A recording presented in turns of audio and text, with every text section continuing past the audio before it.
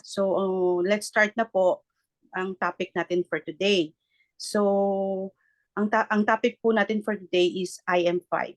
Yung first two IM5 po na which is prospecting and inviting is already introduced, ay already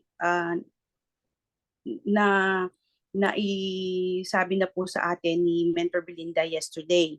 So ngayon, ang itutuloy ko naman po yung three remaining parts ng IM5.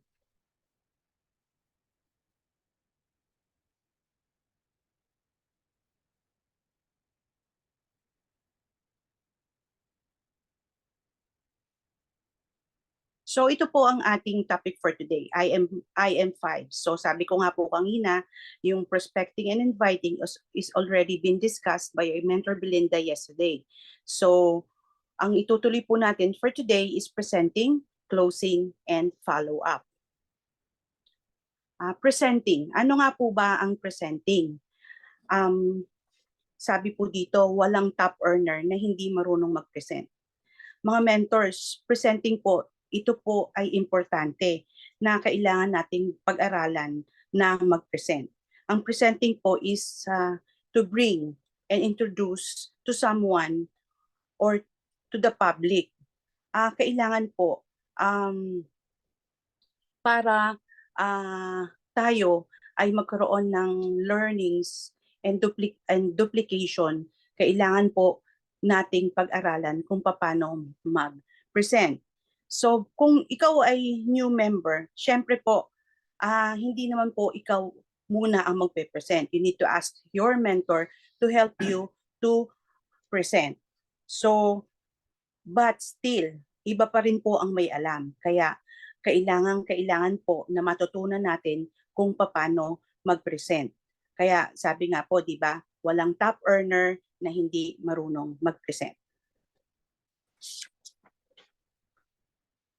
So, paano po tayo matututong mag-present? Dito po sa IM Worldwide, binibigyan po tayo ng pribilehiyo, ng mga privilege na matuto through trainings. Katulad po ng Zoom meetings. Every day po, meron tayong Zoom meeting na ginagawa. So, ang kailangan lang po natin ay umattend ng trainings para po matutuhan natin ang kung paano mag-present at iba pang learnings na dapat nating malaman. So, meron din po tayo ditong mga hosting, prayer, sharer, and speaker. Dito po pumapasok yung yes mentor attitude. Para tayo ma-boost yung confidence natin, kailangan po pag sinabi ng mentor natin na mag-host ka, mag-prayer ka, mag-share ka, and mag-speaker ka, ang sasabihin lang po natin yes mentor. Kasi po, dito natin mabibuild yung confidence natin at matututo tayo kung paano mag-present.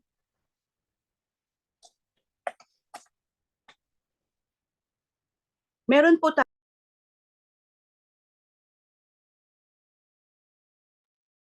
Mens, na-mute ka.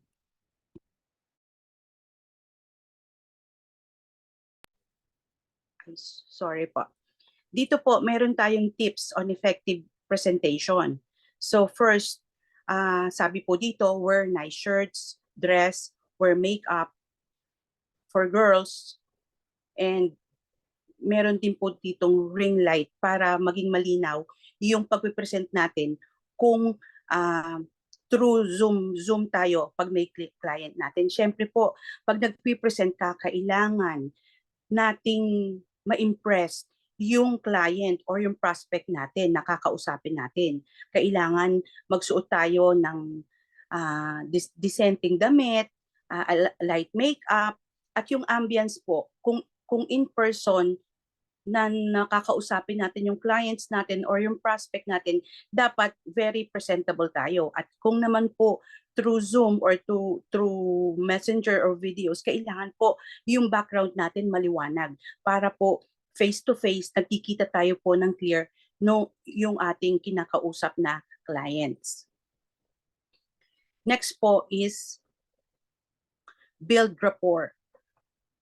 Importante po ito para po hindi magiging awkward ang pag-uusap nyo ng client. Dapat magkaroon po muna kayo ng light conversation. Chika-chika muna sa una. Dahil kasi po doon mo mauuna makukuha yung mga dapat mong malaman doon sa client mo. Kailangan makuha mo yung interest or yung malaman mo kung ano yung dapat mong malaman doon sa client na kinakausap mo.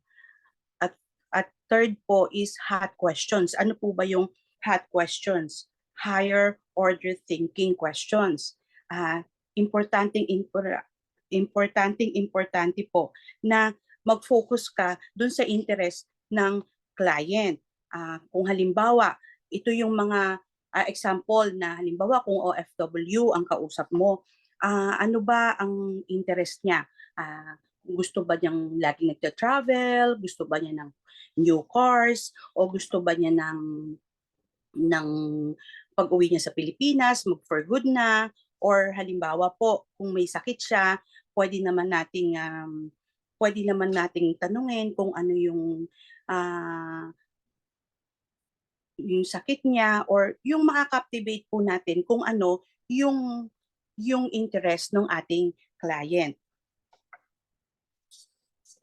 Next po, ang sabi dito, state the problem, why they should listen to you and need catch their full attention. Dito po, importante po na alamin natin kung ano yung problema ng client natin na pwedeng makot yung interest ng client natin. Halimbawa, ano-ano ba yon? Halimbawa, extra income, may kakulangan pa siya sa pera, or kung halimbawa, may sakit siya, ano ba yung mga bagay na pwedeng makatulong sa kanya sa sakit niya. Dito po, kailangan makukuha natin yung atensyon na magiging interesante sila para yung full attention nila, makikinig sila sa'yo. Then next is offer the solution. Dito po sabi, solve problems rather than sell the products. Dito po dapat nating iparamdam dun sa client natin na unang-una concern tayo. Hindi lang dahil gusto natin siyang bentahan ng produkto, kung hindi maramdaman ng client natin yung concern natin sa kanya. Kailangan bigyan natin ng sabihin natin sa kanya kung ano yung pwede nating i-offer para masolusyonan yung problema niya at kung ano yung pwedeng nating i-offer sa kanya. So, focus lang po tayo kung paano natin masosolve yung problema ng client natin. So, next po. KISS. Keep it short and simple. Dito po, sabi, present it with passion and conviction. Pag nagpe-present po tayo, just keep it short and simple. Wag po natin masyadong i-overwhelm yung client natin with too much information. Dapat po, kailangan alam natin yung ginagawa natin at maramdaman ng client na sigurado tayo dun sa sinasabi natin para maintindihan niya at maramdaman niya na seryoso ka sa ginagawa mo. We need to be smart para di mainip yung client natin or para hindi siya ma-overwhelmed dun sa maraming information na hindi na niya naiintindihan. Next po is facts tell but stories sell. Dito po sabi matching. Dapat po yung client natin na ikaw, you are on the same page, you are on the same interest. Importante po kasi yon para nagkakaintindihan kayo nung client na kinakausap mo. So, share stories po of successful distributors. Marami po tayong mga successful na mentors and distributors na pwede nating i-share dun sa client natin. katulad po ni Shirley May Sibulan, Jean Mantala, ang ating Diamond Mentor na si Naomi Manalansan, kung ano yung kinikita nila weekly, yung mga na-achieve ng mga higher mentors natin, pwede po nating i-share yan sa client na kinakausap natin. Kasi dito rin may inspire sila kapag naririnig nila yung magagandang stories. Sabi pa po, share personal mistakes that lead you to realize the things you should have not done if you would have known it earlier. Di ba may mga bagay na nagli-lead sa atin yung nagkakamali muna tayo, pero through IM, kumbaga kung nalaman mo lamang nung una na may mas magandang opportunity dito sa IM, dapat nung umpisa mo pa ginawa ang business na ito. Kasi hindi lamang health problems ang nasosolusyonan kung hindi nabibigyan ka pa ng opportunity para malunasan yung halimbawa yung kakalungan natin sa pera o yung kung makatutulong sa pamumuhay natin. And tatandaan po natin, ang tao, lagi nilang, matatandaan po nila yung mga facts and figures and infos, but ang pinaka-tatatak sa puso at isipan natin ay yung mga compelling stories and testimonies na mismong tayo ang mag-share sa kanila. Kasi yung client natin kapag talagang nagmumula sa puso mo at nararamdaman ng client kung ano yung sinasabi mo, yung istoryang sinashare mo, doon mo po mararamdaman ng client, makukuha mo yung true intention na gusto mong iparating doon sa client na kausap mo.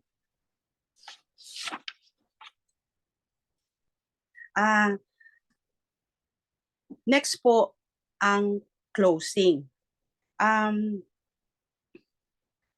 Sa closing po, ano po ba yung closing? Ang sabi po, a sale is a mutual agreement of both parties as the buyer acknowledges that there is a need and the seller is able to fulfill the needs of the buyer. Sa closing po, dito, hanapin nyo lang po yung interest ng client. Closing is about asking questions and giving suggestions and better options. Ask lang po tayo ng questions sa client kung ano yung mga interest pa niya at pwede tayong magbigay ng mahalagang suggestions at mga solution or options doon sa client natin. At saka isa pa po sa closing, dito po talagang kailangan may kasama tayong lakas ng loob. Kasi kung minsan pag sinabi mong closing, parang may fear of loss. Yan po mga mentors ang dapat na hindi natin maramdaman. Dapat malakas ang loob natin. Dapat may courage tayo. You have to lead your prospect and find their interest. Dapat, basta lang po, not too much talking. Parang yung bang, alam niyo po ba yung pressure of silence, parang parang nakikiramdam ka pero parang tahimik ka lang pero nape-pressure mo yung client mo, napapag-isip mo yung client mo na to avail ng wholesale package kung ano yung ipine-present mo. Next po, help your mentor to close the deal. Dito po, halimbawa, pag new member ka, kailangan kung ikaw ang may kakilala ng client, dapat po tulungan mo yung mentor mo. Dapat po i-build mo yung mentor mo dun sa client. Kailangan magkaroon ng build up yung mentor mo and your client mo. So, ikaw po ang gagawa noon kasi hindi naman kilala ng mentor mo yung client. So, yun po ang magiging part mo para matulungan mo yung mentor mo kasi para hindi naman maging awkward. At pagkatapos po, kailangan lagi kang always ready na alam mo na kung ano yung mga package option. Dapat lagi kang ready na alam mo na kung ano yung mga bagay na i-present mo dun sa client and kung kung ano yung dapat nilang gawin. Kung maka-choose na sila ng package option, alam mo na kung sabihin sa kanila yung online, yung sa online form. Tapos kung ano yung mga membership benefits na kailangang malaman ng client natin. At saka po, pinaka-importante, wag mo yung ay sandali lang, iisipin ko muna yung ganon. Wag po tayong ganon. Kaya dapat always prepared tayo para hindi mararamdaman ng client mo na hindi mo alam kung ano yung ginagawa mo. And always be aggressive. Dapat handon na yung eagerness mo na OOTS na to, on the spot na to. So always lagi po yung excitement natin dapat within 24 to 48 hours. Meron po tayong mga closing scripts katulad ng assumptive closing, one-leg closing, cut-off closing, lower package for can't afford, and yung panglima po, calendar closing. So, ano po ba yung assumptive closing? Ito po yung assume mo na that you will get the deal. Assume mo na done deal na to, OTS na to. Tatanungin mo na lang yung client na ano pong package. Lahat po ng package maganda, di po ba? So, ano po yung pinakamagandang package ang nagustuhan nyo? So, dito po pumapasok yung kailangan ano mo na yung aggressiveness natin na alam mo na ito OTS na to, na-assume mo na sa sarili mo na nakuha mo na yung client, done deal na. Second po, one-leg closing. Ano naman po yung one-leg closing? Pwede nating sabihin doon sa client natin na alam niyo po ba, importante yung oras. Time is gold. Kailangan nating iparamdam doon sa client natin yung sense of urgency. So, pwede nating sabihin sa client natin na alam niyo po ba na yung position is important. Importante po yung position kasi kapag ikaw ay nag-join na kaagad, yung mga kakausapin pa namin na clients at pag sila ay nag-join, automatic nasa ilalim mo na sila, papasok na sila under you. So, may mga tao po kasi na, lalo na pagka maganda ang opportunity, ayaw nila nung napag-iiwanan. Gusto nila lagi silang una. At dito po, pwede rin natin sabihin sa client natin para talagang ma-attract sila. Alam niyo po ba na for every 1 point na makukuha nyo, may equivalent po itong 1 peso. Next po, cut off.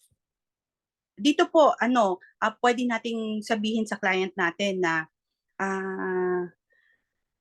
alam niyo po, turuan po natin sila agad na alam niyo po ba, pwede natin sabihin na alam niyo po ba, ma'am or sir, kung magpe-pay in kayo agad at may referral kayo kaagad, kapag po nag-pay in kayo every Monday may cut off po tayo. At pag po yan na ipasok natin kaagad, next Friday, makukuha nyo na po ang commission nyo, mabilis po kaagad, hindi papasok na kaagad yan sa account nyo, mabilis po kaagad, hindi na kayo maghihintay ng matagal kasi automatic yan. Once nakapag-refer kayo, automatic next Friday makukuha nyo na po kaagad ang commission nyo. Next po is lower packages for can't afford. Sabi po dito, profiling is important. So ano po ba yung profiling? Dapat na-assess mo na or nape-predict mo na ang capabilities ng client mo. So, syempre, kung ano yung i-offer mo, yun ang kukunin ng client. Or kung may kakausapin ka lang, kung maririnig ng iba, kung ano yung na-i-offer mo, gano'n na lang din yung kukuhanin niya. Paano po pala kung may kakayahan yung client mo na kumuha ng mas higher package? Dapat po, kailangan sinasabi din natin na mayroong mas magandang package na po pwede siyang magkaroon ng higher commission and madaling ma-return yung kanyang inilagay na investment o yung tinatawag nating ROI. Kasi po, hindi naman natin alam lagi or nakikita lagi na yung taong kausap natin or yung client natin ay may kakayahan palang kumuha ng mas higher package. Kaya dapat po lahat ng packages, hindi lamang ang lower package, nai-explain po nating mabuti dun sa client natin.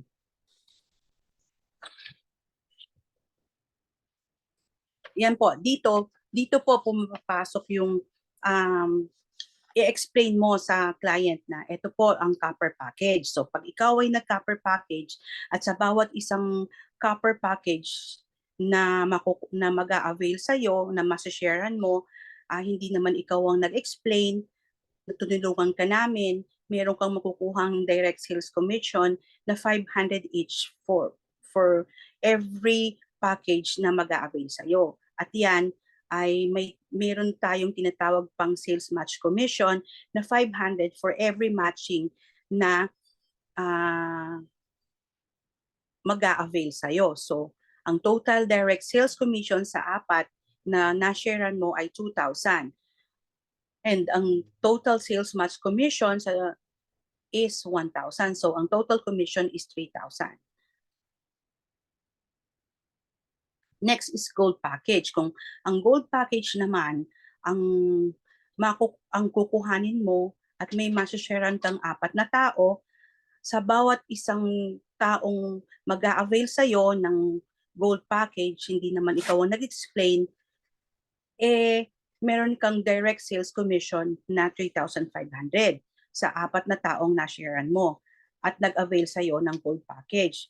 At meron tayong tinatawag na sales match commission na 3,000 sa every matching na makukuha mo. So, ang direct sales commission sa 4 na tao is 4,000 pesos at ang sales match commission is 6,000 pesos. So, ang sabi ng company, pag bigyan mo ko ng 4, bibigyan kita ng bonus. Ang tawag sa bonus is just for you, 40,000 pesos. Ang total commission is equivalent to 60,000 pesos.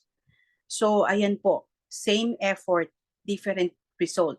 So, dito po, dapat nating maipaliwanag na mabuti kung ano ang difference ng mga wholesale packages po natin.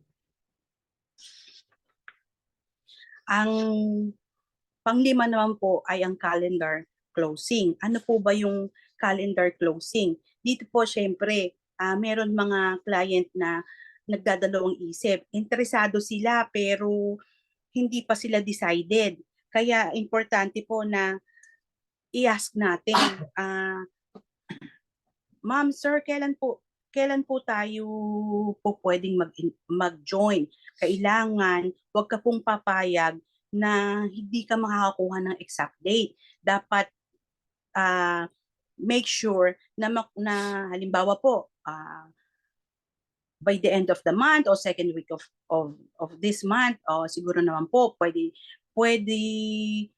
na tayong mag-pay in. So make sure na makuha po yung exact date para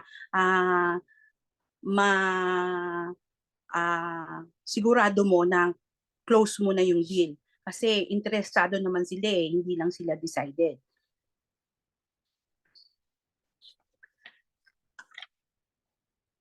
Panglima po, follow up. So, paano po natin silang ipa-follow up? Kumbaga, interesado na sila So, magdi-decide na lang yung mga client natin. So, follow up lang po tayo dun sa lahat ng mga prospects or clients na kinakausap natin. So, una, add them on Facebook. Lahat po ng mga prospect natin and clients, dapat i-add natin sila sa Facebook natin. So, kung ano po yung pinopost mo, is already follow up. Kasi doon mo maipapakita yung mga activities, about our business, yung mga post about our business, para po lalo silang maging interesado at maging excited dun sa business na ipinresent natin sa kanila. Second po, list them all in your prospect follow-up list. Kailangan po meron tayong follow-up list. Lahat po ng naiisip nating mga prospects o clients, kakilala, kamag-anak, warm or cold market, dapat po nakalista sa atin yan. Everyday dapat po gumagawa tayo ng listahan. Add lang tayo ng add para hindi natin nakakalimutan yung mga prospect natin. At saka kailangan po na lagi tayong excited. Always excited dun sa ginagawa natin. Kasi ito po ay sarili nating negosyo. So kailangan lagi kang may eagerness and may excitement na ginagawa mo yung negosyo. At importante po na dapat i-mindset mo sa sarili mo na yung prospect mo maramdaman nila na tutulungan mo sila. Hindi yung kaya mo lang sila tutulungan, yung motibo mo na gusto mo silang bentahan or gusto mo silang perayahan. Dapat po kung ano yung pinangako mo sa client mo, nung una pa lang nag-usap kayo, hanggang sa huli, dapat maramdaman ng client mo na hindi ka mawawala sa kanya, hindi mo siya iiwanan. You're always at her back kung ano man yung pangangailangan niya. And pang-apat po, invite them to attend trainings and events. Dito po, importante to kasi dito nga po, kailangan imbitahin natin yung mga clients natin hanggat maaari o yung mga napapay-ins na natin na umattend ng trainings. Kasi dito, pwede natin sabihin na dito, marami silang knowledge and learnings na matututuhan. Marami kasing tayong iba-ibang speaker na pwede natin kapulutan ng mga techniques and tips kung paano natin ginagawa yung business natin. And syempre po, events. Importante rin po na uma-attend tayo ng events kasi marami po tayong events sa company natin na makapagbibigay ng inspiration na may mga incentives na lalo nating mahihikayat yung mga prospect natin na iba talaga pala yung company ino-offer natin sa kanila. Kasi nga dito marami tayong po pwedeng ma-achieve. Marami tayong po pwedeng ma-avail na incentives. At panglima po, yung potential leaders can add in your group page. Dito po, pag alam na natin na ito ay potential leaders, i-add na po kagad natin iyan sila sa group page natin. Kasi po,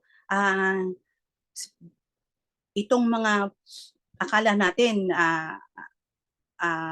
hindi mga gumagawa pero ano pala sila talagang potential leaders pala sila, pwede silang, yung tinatawag po nilang maging agila ng team mo.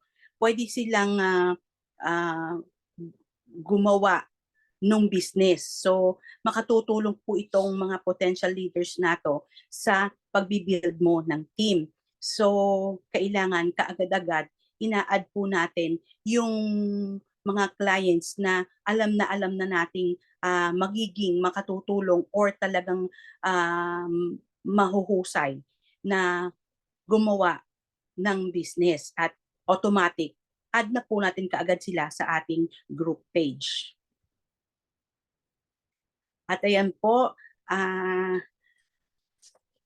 marami pong salamat at I hope na i-deliver ko pong ng konti yung topic natin for today at sana po may natutuhan naman kahit konti.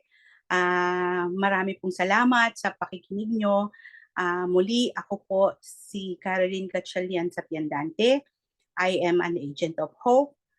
I am worldwide. Thank you po.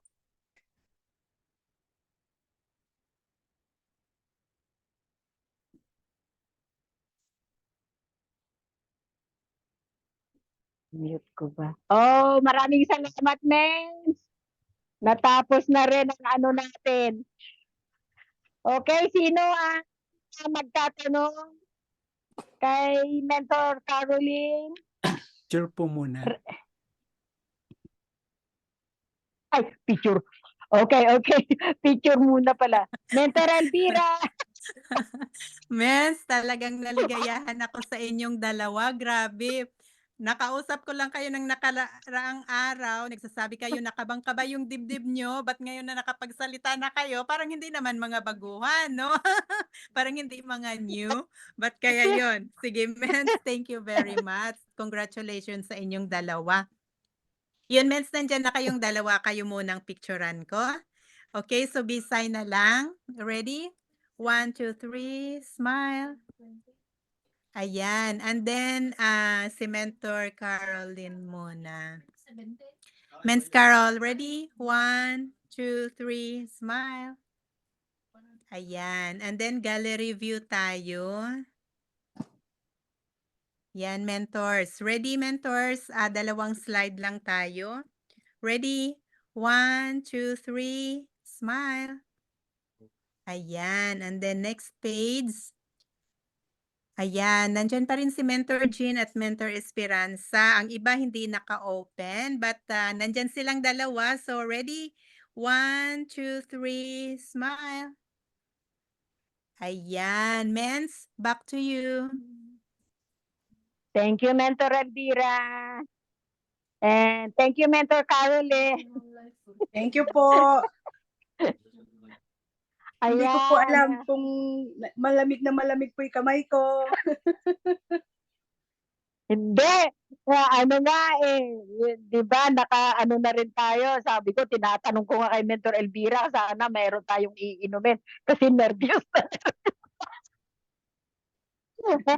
Ayan, pero sa awa ng Diyos, nakaraos din tayo, di ba? Ayun Maraming pala, salamat po. nakakatanggal din para ng kaba. So, ayun, mas maigi, yes mentor lang tayo kung inatasan tayo na kahit ninenervyos, yes mentor lang tayo kasi diyan tayo kikita ng pera. Maraming salamat, everyone. So, maraming salamat, sir. Meron ba magtatanong mga men?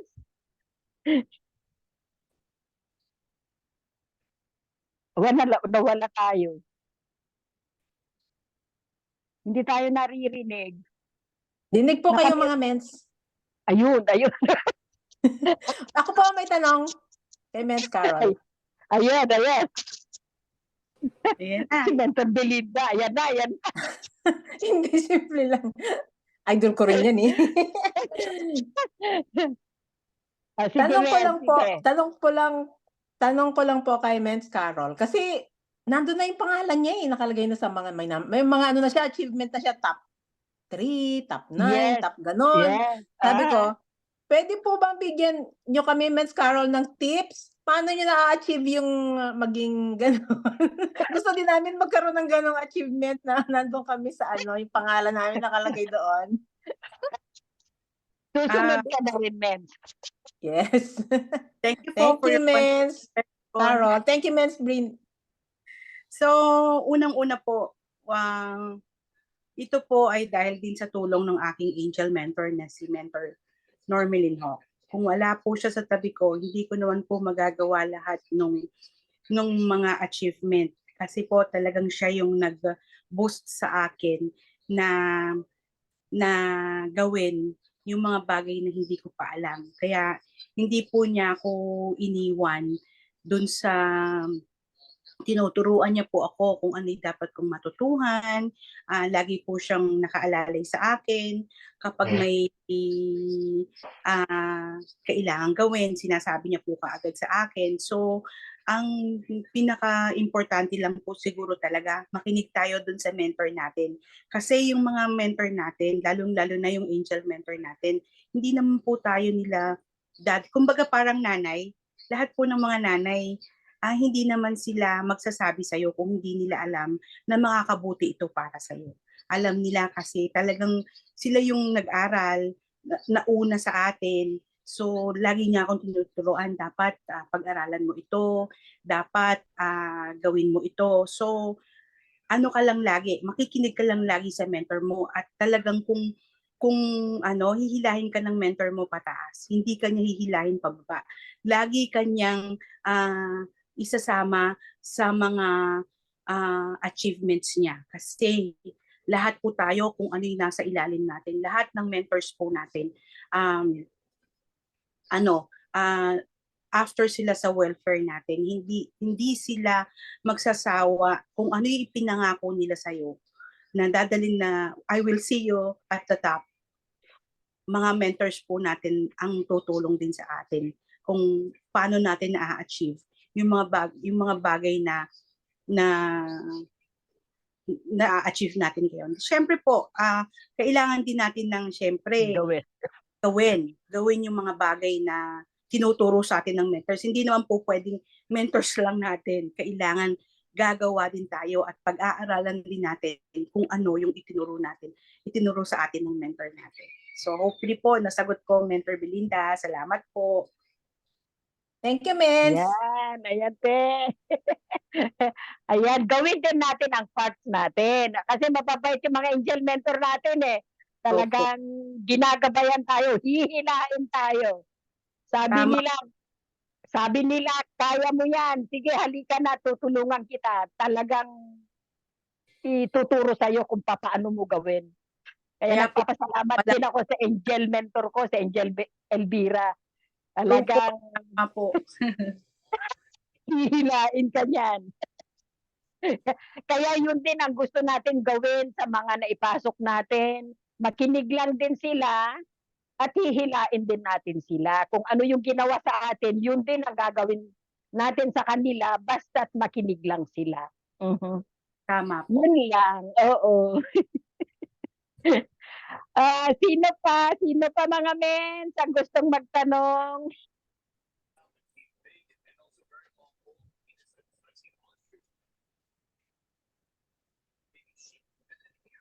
Tahimik. Mensot lang pong math. Mahina po ako sa math. Yeah. Hindi, kasama na rin yan sa math mens. Ano lang yan? Ayan. Wala na bang magtatanong? O si Jean. O si Jean nag-ano. O sige, men. Si Jean Kanangga. Nagre-raise ng hands. Ay, amazing morning po sa lahat. Ayan. Ayan. Kapag ngayon, may invite po kasi ako kaya gusto ko magtanong po. Nag-invite po ako para po may makapakinig po sa ano po. Thank you po, Mentor Caroline po. Hindi na. Ay, nawala. Ayan. Ayan. Thank you po, Mentor Normie. Caroline po sa na-share niyo po na topic today. Tamang-tama po na na-invite ko po ngayon na makinig. Yun din po talaga yung steps po talaga, yung proseso na gagawin po natin bago po tayo talaga magano po sa ganitong pagninegosyo. Yung tanong ko lang po, Mentor Caroline, kasi karamihan talaga sa mga baguhan na nag-uumpisa kasi iniisip talaga ng iba na mahirap talaga siyang gawin. Lalo na pag hindi nag-aati ng mga training, yun talaga yung iniisip ng iba, ay parang ang hirap naman na magzo-zoom pa, magte-training pa sa office, kung mayroon pong malapit lang ang office. Nung time po ba, Mentor Caroline, kasi syempre po may work po kayo, no? Dumating po ba sa punto na parang ang hirap pong pagsabayin si IAM. Parang ang hirap pong pagsabayin si IAM at yung trabaho ko. Dumating po ba sa point na gusto niyo na pong hindi ipagpatuloy? At ang question ko po, at paano po yung nagiging biggest why niyo po? Kung bakit po andito po kayo sa IAM? Ayun po. Thank you po, Mentor Caroline. Salamat po, Mentor Jean Cananga. So, opo, dumating po ako dun sa punto na ilang beses po akong gusto kong mag-quit. Hindi lang isa, hindi lang dalawa, hindi lang tatlo. Talaga pong parang, bakit ko pa to ginagawa? Yung ganon. Bakit ba kailangan kong umattend ng trainings? Bakit ko ba binigyan ng, kumbaga parang dumating sa punto, bakit ka ba parang binigyan ko yung naiisip ko noon, binigyan ko ng stress yung sarili ko. May training pang ina-attendan, di ba? Parang ganon. So, uulitin ko. Ang naging inspirasyon din po, syempre, yung angel mentor ko ulit. Kasi lagi siyang alam niya yung pag gusto ko na mag-quit, kinakausap niya ako, sasabihin niya, yung mga bagay na dapat kong na malaman na para hindi ako mag-quit, yung ganon. Tapos, isang dahilan talaga, importante talaga ang ating angel mentor. Tapos, binupush niya yung moral ko para ipagpatuloy ko yung IM. At ang pinaka-deepest why, kasi talagang health reasons. Yung syempre, una yung sarili natin. And pangalawa, yung family natin. Kasi po, ang tawag ko po sa mata ko, beautiful eyes. Kasi isa't kalahati na lang siya. Kalahati nung left eye ko, hindi na po siya nakakakita. So talagang kalahati na lang yung part ng mata ko sa kaliwa ang nakakakita, hindi na siya full. Kaya ang tawag ko sa mata ko lagi, beautiful eyes. So ayoko pong mabulag. Naniwala ako na may magagawa sa akin ang IM, Amazing Pure Organic Barley. Naniniwala ako na itong product na to, talagang miracle siya. So una, si Lord, kaya ako nag-i-stay dito sa alam ko kasi meron na siyang ginawa sa akin. So, naniniwala ako na dinala ako dito ni Lord kasi kung may mababago sa akin, may gagaling sa akin, matutulungan ako health-wise and opportunity-wise. At gusto ko ring ma-inspire yung anak ko na may isang business na gusto kong ma-impart sa kanya na makatutulong din sa kanya. At dun sa family ko, syempre, kapag ginagawa na natin yung opportunity, syempre, laging bahagi yung pamilya natin sa paggawa ng negosyo.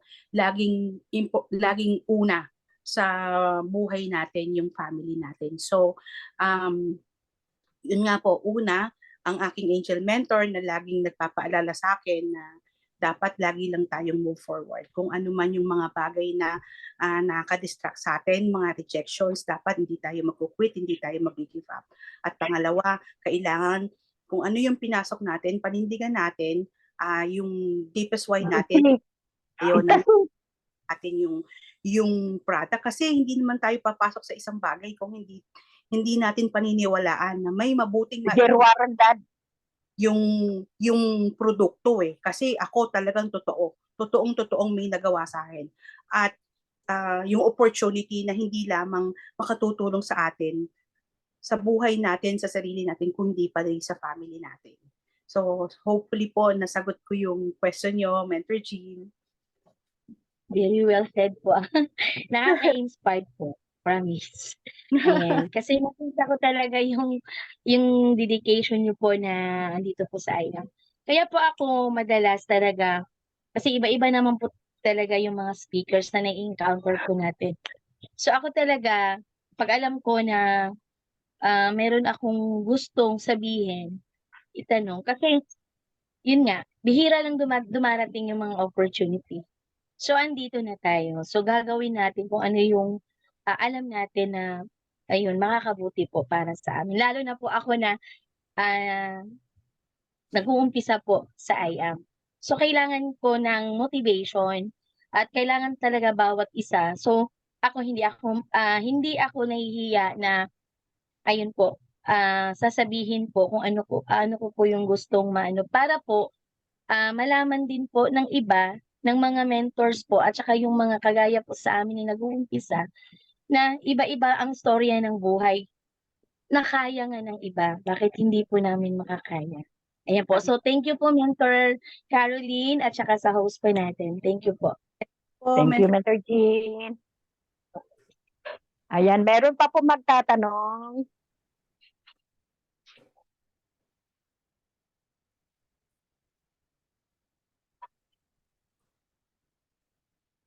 Wala na yata, men. So maglo-closing prayer na tayo. Sige po. Okay, closing prayer na tayo. Sino kaya maglo-closing prayer? O sige, ako na lang. Ako na lang. Okay, thank you everyone. Thank you. Okay, maglo-closing prayer na po tayo. In the name of the Father, the Son, the Holy Spirit. Amen. Thank you, Lord, our successful Zoom meeting today. And thank you to Mentor Caroline. Dahil, thank you, Lord, to Mentor Caroline, Lord, sa napakadaming learning. Marami na naman kaming natutunan ngayon. Thank you to our Mother and Father Mentor again, Naomi and Mark Manalansan, sa mga core and mentor na walang sawang gumagabay sa amin. Maraming salamat po, Panginoon. Bless all our families and friends. And Lord, patawad po sa aming mga kasalanan. In Jesus' name we pray. Amen. Amen. Okay, mga men, magpasalamat na tayo, mag-unmute na tayo, and then magpasalamat na tayo kay Mentor Caroline. Ay, nakipatay. Thank Maraming you, Thank you Mens po. Nida. Thank you, Mens Carol. Thank you po. Thank you. Nida. Nida, nagtatanong Thank si you po Mentor sa lahat. Norma. Thank you,